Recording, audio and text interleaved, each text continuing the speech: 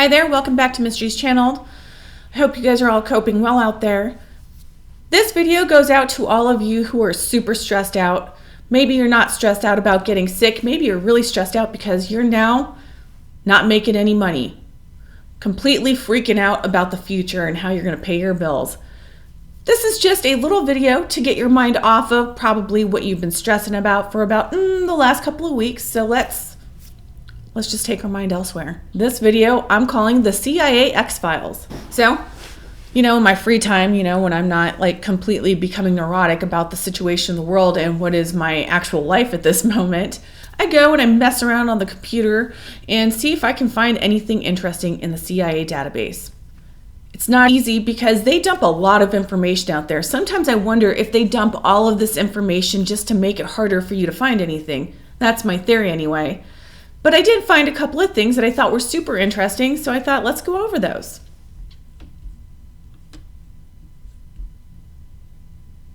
As you can see, we're on the CIA website, and this is out of the University of Colorado, Boulder, Colorado. The letter was written on the 8th of December, 1967, and it was then classified 11th of December, 1967, I believe. Maybe not. I could be wrong. The letter is to a Dr. J. Thomas Ratchford, and of course, he is headquartered in Arlington, Virginia. Dear Tom, when you get the chance, I would appreciate it if you would let Art Lundahl know that I have been in contact with Carl Sagan about the establishment of a UFO commission in the USSR. While Sagan is very interested in the UFO problem and what we're doing, and also in recent developments in Russia, he felt reluctant to contact Shklovsky. His reasoning is that since the Soviet investigation is being conducted by the military, it would be difficult for Shklovsky to say anything whatever about it without compromising himself. Hence, Sagan felt nervous about asking him to comment on the matter. There is some follow-up to do with Lundahl on the meeting that Frank Rand called in addition to the Sagan thing. Lundahl mentioned a patent lawyer in Mississippi named Al Moore, who is thought to have in his possession a report on an analysis that was made on a piece of metal discovered after a fall through the atmosphere, which I believe Moore observed himself. As I recall it, the piece of metal has been lost, but the result of the analysis still exists. Art also told of a sighting made by Admiral Bolster on a flight from Honolulu to San Francisco a long time ago. He believes that this report is still in Navy hands and that it is classified. Perhaps, if it is classified no higher than secret, we would be able to get a hold of it and see what we could do with it. What steps can we now take to follow this one up? Finally, there is a question of a picture that is very similar to one of the classical pictures that still remains in the puzzling category. I think that's interesting. That's why I said the X-Files, because of this little part here, the puzzling category. I continue. I can't remember whether it was Lubbock Lights or the McMinnville or what. I thought I knew which one Art was referring to when he mentioned it, but I was mixed up. As I recall, the confirming picture is one of Japanese origin. At least it is foreign. We would be very interested to see it. Thanks for your help. Sincerely yours, Robert J. Lowe. And that's the end of this document. All right, this one is a remote viewing session, and I'm not going to go and read every single part of this document to you. I will give you an overrun of it. Why I included this one and not other remote viewing documents is because that is the woo-woo part of the CIA anyway, right? You're just like, what the hell were they doing? This one is interesting. We'll get to it as we read through it, but yeah, let's just go through it. The technique was method of choice. Background: the following tasking represents a continuing effort related to the vessel previously and currently identified as, instead of saying sanitized or blacked out, I'm just going to say blank here going forward through this document because it is sanitized. Essential elements of information: determine if the facility building identified as blank associated with the vessel identified as blank or with individuals connected with blank. If so, describe the nature and extent of the association. Here are coordinates. If you're interested, you can put these coordinates into the CIA Freedom of Information Act reading room, and it will pull up, I think, about 4 documents that they have released regarding this incident. This is an ongoing session, either session 7 or 8, and here's the summary.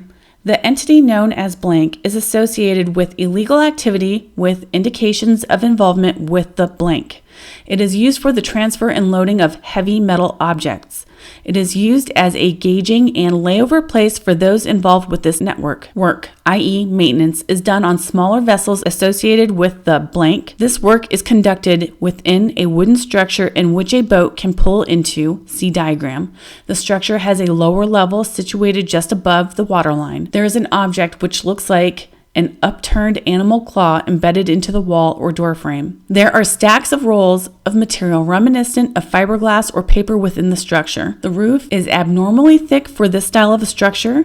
There are several disc or cone-shaped objects. The large oblong-shaped black bag is connected on each end by ropes or chains. The bag is lifted and moved by these. The contents are hard and heavy. There is movement of wooden objects. An unattractive woman who is associated with advertising or commercials is present and is very interested in what is happening here. She is observing the transfer of material. There are a series of tubes which must be stored at a 50 to 60 degree angle. There are triangles and clear sparkling objects. There are a number of barrels which have been cut in half lengthwise. These are associated with some way to refitting and maintenance. These half barrels contain objects that look like melted down pieces of metal, like flattened nuggets. A little plastic box, 2 inches by 4 inches by 6 inches with a metal lid is important to this operation. Individuals come in and out of location of high terrain to the wooden structure and this activity. Activity associated with blank is illegal but not directly associated with drugs. It is a loading place for metal objects which are very valuable. When cued, what is the nature of the metal objects? The concept of plates was perceived. There is a metal case which is very bright. As it is opened, one can see the glimmering of an angularly shaped object contained within the case. There are also other sparkling objects. The concept associated with this case are valuable metals, bright and silver white, and an almost energetic brilliance of its own. These valuable metal objects are pieces of a puzzle, necessary pieces. One disturbing concept perceived early in this session is someone with the organization knows of our efforts. They at least sense that there is a use of unconventional collection means within this operation. So I thought that was super interesting. This is the building that they were talking about. It looks like a docking building. You see this sometimes off of lakes and stuff. What I find interesting is they said that the building was on high terrain, but when you click on the coordinates that are right here at the beginning of it, those coordinates there, and you look at the other files, this is a submarine they're following. A submarine that comes from Colombia. Might not have to do with drugs. I don't know. It's fascinating. They did not release enough information to truly know what's going on here, but they truly think this is a submarine. What the hell? Very weird. And in this one, you can tell that they are associating this with a cartel or a group that may be associated with drugs, but they're not saying that this actual remote view is associated with drugs. No, it's a puzzle piece of precious metal. X-Files. That's what I say. X-Files, people. Okay. Now this is the next document. This one was approved for release in 2003. And at the very top, you do see that it's CIA. And then it also says that this document contains information affecting the national defense of the United States within meaning of Title 18, Section 793 and 794 of the U.S. Code, amended. Country of origin is the USSR. And then it says Rostov Oblast, flying object near Shakiti. I'm not really sure how to pronounce it, obviously. But at 21:45 hours on 9 or 10 of July, 1953, informant and fellow PWs of the Ayuta camp about 15 to 20 miles west of Shakiti, and then it gives you coordinates, observed a fiery gleam in the sky. This gleam appeared to the south and moved across the PW camp toward the north. There was a clear moon, and the informant observed a cigar-shaped body which emanated fiery balls from its rear end. The fiery ball extinguished at some distance from the flying object, which was about 1.5 times the size of the moon as it appeared in the sky. At 1 minute after the fiery balls were emanated, a rumble was heard, and a light percussion was noticed, like that produced by a distant detonation of bombs. At 2100 hours on the 8th of August, 1953, informant observed a gleam in the sky. A similar gleam was noticed by fellow PWs at 2300 hours on the 8th of August and at 0100 hours on the 9th of August. On a starry and moonless night, informant observed a meteor-like body just above the southern horizon. The body was moving to the north toward the PW camp. Informant observed a fiery light having a brownish red to violet gleam with a tail from which sparks emanated. The flying body grew in size when it approached the PW camp. The course of the body was a straight line. The flight of the body was accompanied by a roar which grew louder when the body approached. The informant noticed that the fiery light extinguished twice when the body was crossing the camp. He therefore believed that the device was driven by a rocket motor which worked intermittently. The flying body itself was not noticed, and the informant was unable to estimate its height. Informant estimated that the body crossed the camp in 30 seconds, while other PWs believed that the time was 60 seconds. And then it just says comment, possibly Vlasavo, Ayuta, and the coordinates, and then that's the end of this one.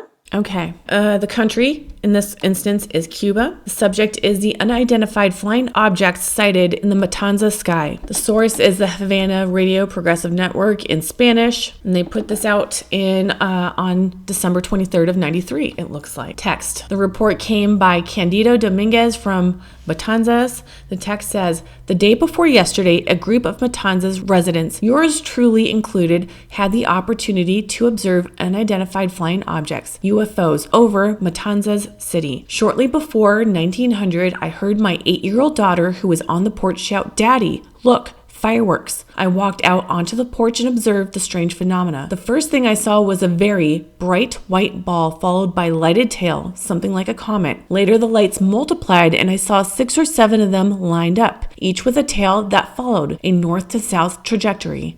These lights remained visible for approximately 30 seconds. Yesterday, I learned that a group of specialists from the terrestrial meteorology section of the Cuban Academy of Science also viewed the strange sight from various areas of the city. One of them, Jesus Gomez, saw it in Jovellanos, 42 kilometers southeast of Matanzas. Orestes Griboa, who is the meteorologist and for years has been studying UFOs, watched the phenomena in the Versailles neighborhood. Griboa showed several people a book that has photographs taken in 1913 from the Toronto Observatory in Canada.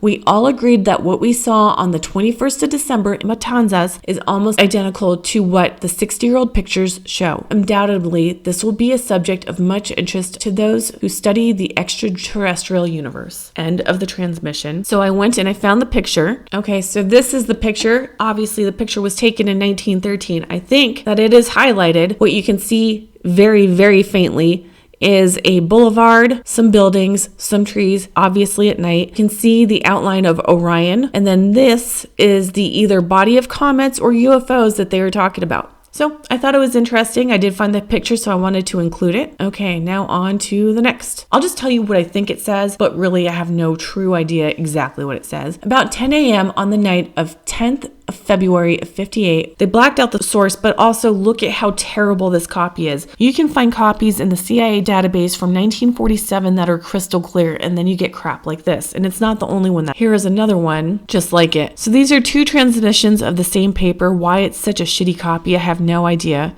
But if I try to look at this one and then the other one, I can kind of decipher it. And it says, about 10 p.m. on the night of the 10th of July of 1958, while from Leningrad to Moscow by train, we saw a bright light in the air, which was trailed by a long trail of black smoke. Go to the other one. It was my little video for today. I hope everybody found just a couple of minutes to take their minds off of reality. And if you like the content that you're watching, please like, share, subscribe, and you guys have yourselves a great day.